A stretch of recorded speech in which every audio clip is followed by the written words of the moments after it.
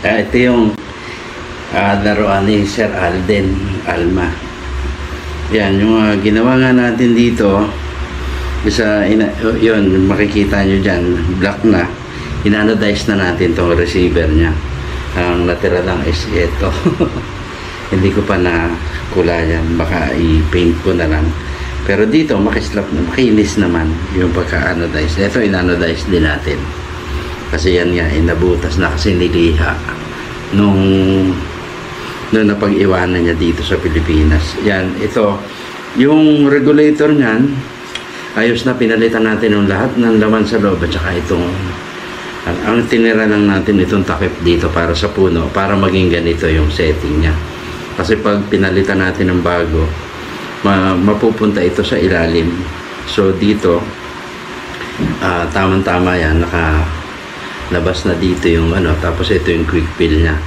Nandito na yung gauge, pressure gauge ng main tank. Yan, ito yung main tank niya. So, wala na siyang singaw. Tapos inayos na natin pati dito. Ayan, ginawa natin ng bagong bagong rubber. Ito to. Ginawa na natin ng bagong rubber para walang singaw. At na-testing naman natin kanina, wala talagang singaw. So dito, ito sumisingaw din. Nilagyan ko lang na siya ng teflon, yung tornilyo niya. So wala na rin ngayon. Tapos, ayan, ito lang yung ko dito, medyo kahit ganito siya, yung napakalambot nung kanyang, ayan kung makikita nyo, tumutunog pa siya. Ayan, hindi ko lang mapaputok na kasi gabi na. Medyo natulog na yung iba sa kapitbahay natin. So tingnan nyo, ayan nagkiklik pa talaga siya. Pinatigas ko rin to, nagpalit ako ng dito. Nagpalit ako ng kanyang spring dito sa hammer. Wala po kasing adjuster ito, hindi ko nalagyan noon. So dito, ayan napakalambot. Tapos although ganyan siya kalambot, napakalakas niyang napakalakas nung power niya. So makikita nyo talaga dito yung kahit lagyan ko ng silencer. Yung silencer natin pinapatong ko lang kasi luwag sa kanya. Yung silencer natin is para sa Taurus kay Sir Alvin Miranda. Yung pinapatong ko lang dito, tahimik naman siya. Tapos yung makikita nyo yung buga sa dulo, nai-record ko yun kanina, kaya lang naglolo ko itong GoPro natin kanina at lobat na siya, hindi niya na-record. So ngayon, ito inulit ko lang. Ang na-record niya, umpisa lang So dito, ayan makikita niyo, kahit yung itong pinakamaliit na daliri. Tapos nagkiklik talaga siya. So ganun siya kalambot ganun din siyempre kalambot ikalabitin.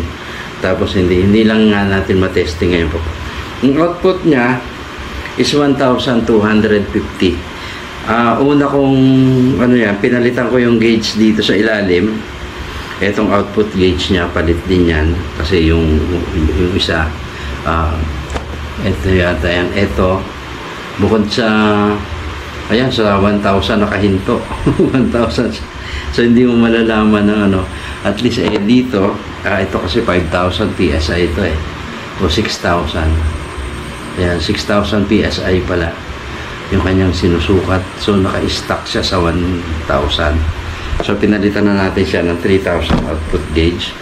Halos kalahati yung kanyang output. Tapos, dito, itong barrel niya, nakadikit talaga. So, ininitan ko pa ito. Ininitan ko pa para mabunot. Para maluto yung kanyang ginamit na pandikit. So ayan na siya.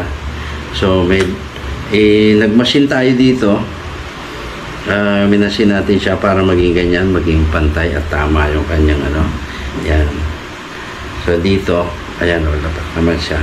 So madali na siyang iganon. At sa pag-testing ko kanina, wala na siya talagang singaw dito. Wala siyang backfire. So talagang buong buo yung power niya na. So ito nga lang, ito yung gawa ko nung dati, medyo mataas yung pero malaki Ang layo. Kaya kahit malambot siya, ayan, kahit malambot siyang ihika, at maririnig nyo yung pag-click niya. Ayan o, di ba? So, kahit gano'n nakatagal tong airgun ito, siguro na